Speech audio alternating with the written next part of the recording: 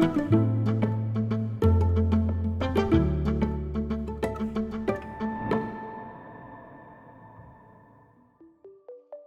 Trentino, Monte Bondone is a mountain always loved by locals, hikers, skiers and families. But lately, some new projects has raised concern. One of the most debated one is the construction of an artificial reservoir for snowmaking in the Viote Plateau, a high-altitude area rich in biodiversity and home to a delicate peat bog.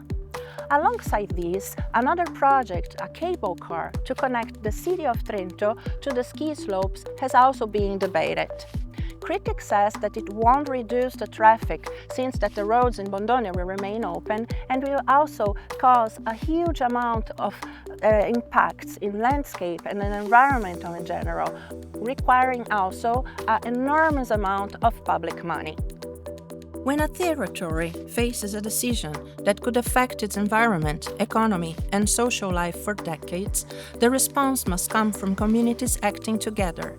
As shown in GreenComp, the European Sustainability Competence Framework, collective action is a competence, a way of working together that develops our ability to take part in democratic processes, to think critically about how we use natural resources, and to imagine different ways of living together. To understand this better, we have here with us Tommaso Bonazza, one of the voices of the Monte Bondone mobilization. Hi Tommaso, welcome and thank you so much for being here with us. Thank you very much. As a first question, I would like to ask you, why did you feel the need to oppose those projects? First of all, the projects were following a classical top-down approach, so there wasn't public consultation about the future of this mountain. Second of all, the Monte Bondone has got a lot of stakeholders on it, workers, tourists, and people that maybe they go there just for having fun one day. And all these people have an idea about how the mountain could look and be lived. We would like them to be included in this future vision about the mountain. And talking about so many different stakeholders, how did you meet the other groups? So we felt we had a common interest with them. We felt like environmental organizations, groups, associations that live at the mountain were to be involved in this kind of decision making. And so we got together, we connected, and we discussed a lot about the type of mountain we want to see in the future. So in this case, what collective action means? You know, I think we live in a society where people feel like scattered pebbles on a table, and it's a very atomized kind of environment. So getting together towards a goal, it's very important and makes you feel empowered.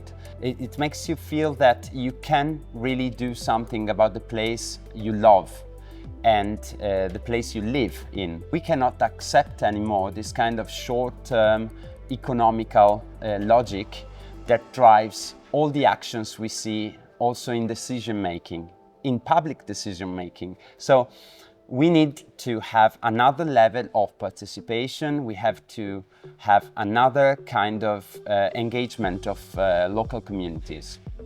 And which kind of proposals or new approaches did you do? We go against this kind of mass tourism approach. And for example, we want to propose the arrival of tourists all year long and not in very specific seasons to avoid over-tourism, giving the opportunity to the people that work during those seasons to have different kind of works during the rest of the year. Yeah. Yes, we would like to bring nature at the very core of the touristic offer and to diversify at the same time this touristic offer. We do not need to have only ski, but ski could be just one of many other activities we can do on Monte Bondone. Okay, Thank you so much, Tommaso, for being here, and good luck with the mobilization. You're welcome. Thank you very much. This story shows how powerful collective action is. When people sit together to challenge a top-down decision and build an alternative vision, something remarkable happens. The Monte Bondone debate became more than a yes or no topic. It became a conversation about how we want to live our mountain, about long-term responsibility versus short-term profit. And the lesson is universal. Collective action doesn't resist, it sparks new possibilities.